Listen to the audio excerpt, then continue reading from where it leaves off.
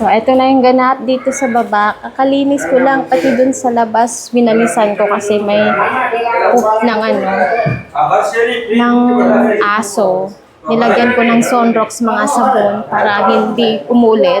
So, ito yung plywood na dumagan sa akin. So, ang ginawa lang nila is, hinati na nila, then, ilalagay na sa shop. Pero, gagawin nilang cabinet yan.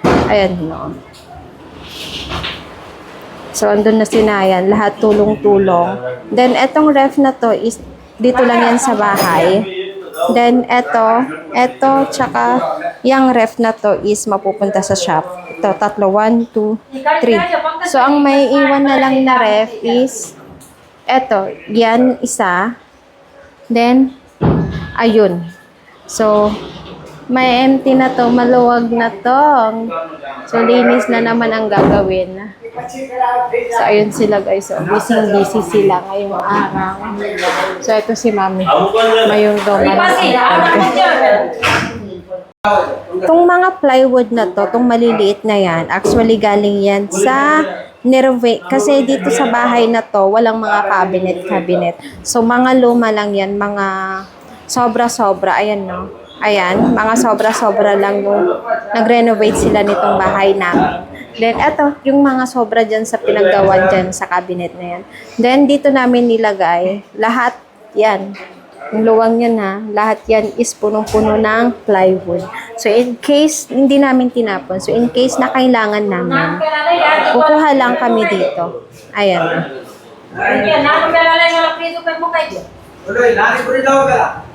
Guys, so ito yung itsura pala ng hall namin. So, dito kami kumakain, dito sa Lapang. So, hindi uso yung dining table dito. Mostly kahit super laki ng bahay, mostly mas gusto nilang nakaupo lang dyan sa sahig kapag kumakain. So, ito yung hall namin. So, pag may bisita, andyan nakaupo sila. Then, ayun yung temple namin. Actually, hindi pa tapos tong bahay. Madaming kulang. Then, kailangan ko ulit ayusin to kasi tatanggalin ko tong mga hindi dapat pwede dyan. So, ito yung mga trophies na natanggap ko. Actually, madaming nakatago pa. Pero, walang time kasi super busy namin. So, ayan. Etong mga to, kailangan kong tanggalin yan. Dapat maging empty. Then, ito is mapupunta yan sa shop kasi plastic sealer kapag magpapa kami ng mga dal, pang-sealed namin. So, ayan yung silver button ko from YouTube.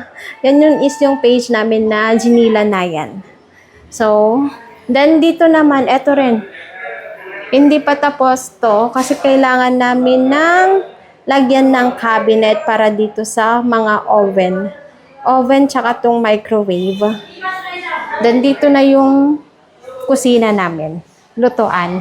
So, yun lang guys. Then, doon is kwarto. Hindi ko kayo pwedeng i-tour.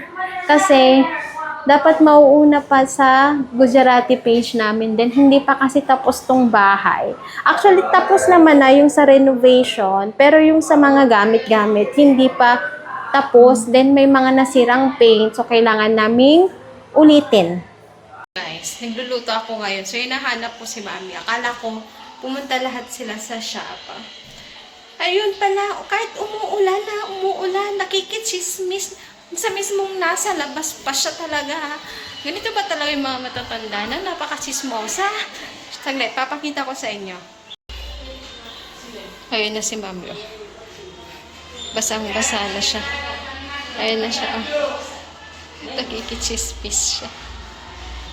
So, eto ngayon yung niluluto ko para kay Mami. Kasi ako na nag-check ng mga pagkain niya. So, syempre sa tulong ni Nayan, ano yung kakainin niya. Kasi, super overweight na siya. Obese na talaga siya. So, kailangan namin siyang i-diet. Then, every day is naglalakad siya. Basta makumpleto niya yung 10K step every day.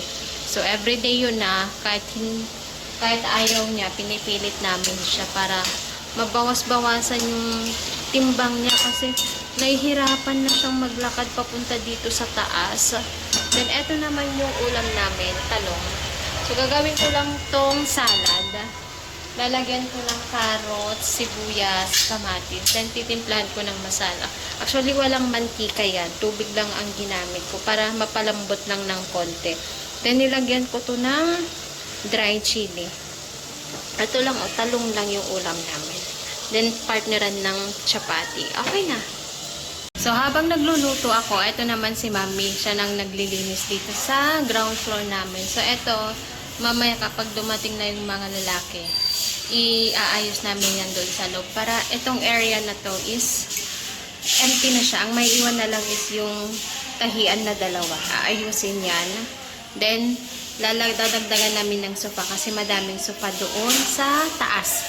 So, para kapag may bisita, hindi na sila aakyat sa taas. Pwede na lang silang mag-stay dito. Kasi meron namang electric fan na dalawa dyan, no? See? Unti-unti na ayos na tong bahay. Guys, eto na yung update sa grocery store namin. Ayan. So, tapos na dito sa harapan, may tiles na. Then, inaayos na lang itong mga cabinet. Ayan, no. So, eto na naman si Doc Naya, nagsusupervise na naman siya kung ano yung mga dapat nilang gawin. Kasi, ang kinawa-worry namin dito guys is yung tubig. Kapag malakas yung ulan, baka pumasok.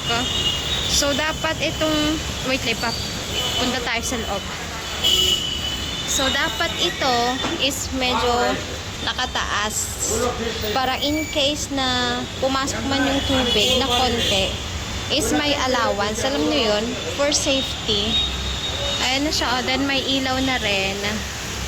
Oh, ready na. So, eto na yung sa loob. Ayan, no. Ang luwang rin pala. So, okay na. Okay na para magsimula. Ayan, no. So, etong mga to is aayusin na lang nila. So, eto ngayon, nagfi-fit sila ng mga cabinet.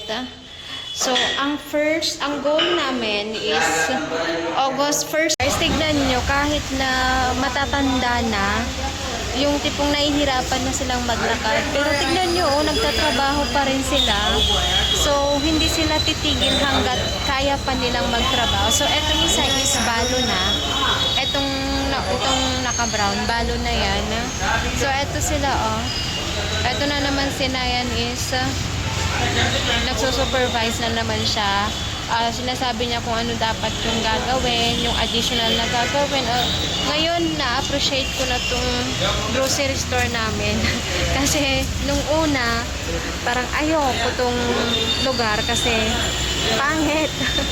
Pero, pag meron-renovate naman pala, maganda siya. So, update. So, pang 5th day na to. 5th day ba? O, ata.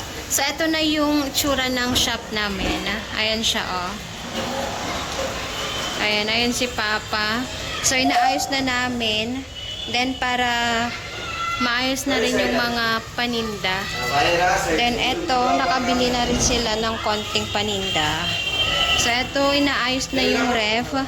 Then, nalinisan na to guys, pero dahil nga nagtatrabaho pa rin kami, nililinisan namin tong ref. So, eto siya guys, so. Busy kami, ilang araw na nakakapagod. So, yung itsura na niya, makikita na natin. Then, may ref din dito na isa. Ayan siya. Maluwag dito sa loob. Then, yung sa stock room namin is doon. Ayan, yung stock room namin. Hindi pa yan nalinisan. Kaya nagtatalo pa sila about sa ref. Ayan, no. Nakakapagod, guys.